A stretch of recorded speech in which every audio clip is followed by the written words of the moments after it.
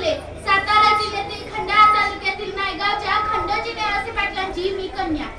वयाच्या 9व्या वर्षी ज्योतिराव फुले नावाच्या माणसाशी माझं लग्न झालं आणि हळूहळू मला कळायला लागलं, ज्या माणसाशी माझं लग्न झालंय तो माणूस काय साधा सुद्धा नाही, या जगाला ऊर्जा देणारा एक क्रांती सूर्यच आहे. त्या काळी बायकांनी उमरा ओलांडायची पद्धत नव्हती. बायकांच्या जातीनं कसं आपण बरं, आपलं घर बरं, घरातली माणसं, स्त्री पुरुष उच्च नीच असा लय भेदभाव होता.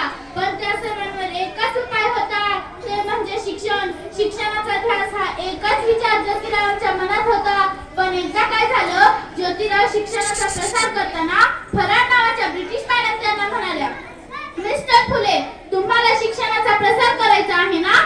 So educated women first because if women educated, पण तुम्ही माणसं वुमन्सला घराच्या बाहेरच पडू देत नाही. So bad मिस्टर फुले. झालं, ते घरी आले की माझ्याकडे पाटी पेन्सिल घेऊन आणि म्हणाले, सावित्री, आजपासून मी तुला शिकवणार. झाला, सुरू झाला माझा अभ्यास. काना, मात्रा, वेलांटी, आकार, उकार, बेक, बे, बेदोने, चार, बेफिक्सा, हाच मी लिहायला शिकले, वाचायला शिकले, काव्य सुद्धा रचू लागले. आणि अचानक शनिवारी 1 जानेवारी 1848 ला पुण्यातील भिडेवाड्यात आम्ही पहिली शाळा सुरू केली आणि मी पहिली शिक्षिका आणि मुख्याध्यापिका सुद्धा. शेपाट्यासारखं जगलात तर काम तमाम होईल, शेपाट्यासारखं जगलात तर काम तमाम होईल, पण वाघासारखं जगलात तर नाम होईल, पण वाघासारखं जगलात तर नाम होईल. पण समाजाचं मात्र कसं, धर्म बुडाला कोल्हे सुरू होते. अहो, एखाद्या सर्वसामान्य माणसानं शिक्षण घेतलं तर कोणता हा धर्म बुडाला? माणसासाठी धर्म असतो की धर्मासाठी माणूस? शाळेत जाताना चिखल फेकला तरी मी सहन केलं, शेण फेकलं तरीही मी सहन केलं. पण आता माझ्या सहनशीलतेचा अंत झाला होता आणि एक माझ्या समोर माणूस येऊन म्हणतो, काय ए टवळे, कुठं निघालीस? आधी आमच्या पोरी बाईंना शिकवणं बंद कर. तुला तुझी आबरू प्यारी की ते शिक्षण? कदाचित त्याला माहित नसावं, आम्ही सुद्धा ज्योतिराव पैलवानांच्या पत्नी आहोत. अशी घेतली सण कानाखाली लावली आणि सुनावलं, आज आलास थोबाड फुटलं, उद्या आलास तर तुझ्या रक्ताने ही धरती रंगवीन.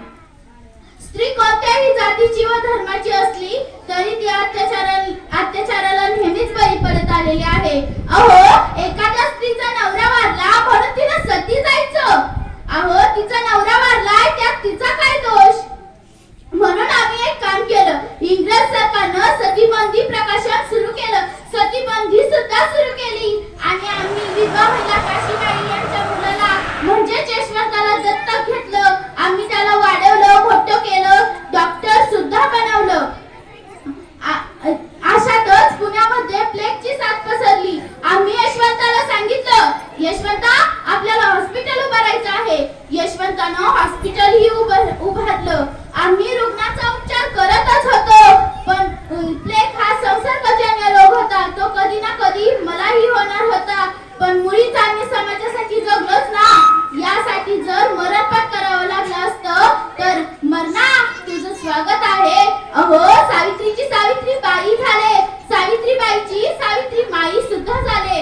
बघता बघता आमच्या 18 शाळा झाल्या. सती प्रथा, केशव पण या सर्वांवर मात केली, कारण आनंद होता तो आयाबायांच्या शिक्षणाचा. म्हणून म्हणे, विद्येविना मती गेली, मती विना नीती गेली, नीती विना वित्त गेली, वित्त विना शूद्र खचली. इतके सगळे अनर्थ एका अविद्येने केले. म्हणून म्हणते, मुलींना वाचवा, मुलींना शिकवा, मी या देशाची साक्षरता वाढवा. कारण एक मुलगा शिकला तर तो एकटा शहाणा होतो, एक मुलगा शिकला तर तो एकटा शहाणा होतो. पण जर एक मुलगी शिकले तर ती संपूर्ण घराण्याला शहाणी करते, एक मुलगी शिकले तर ती संपूर्ण घराण्याला शहाणी करते.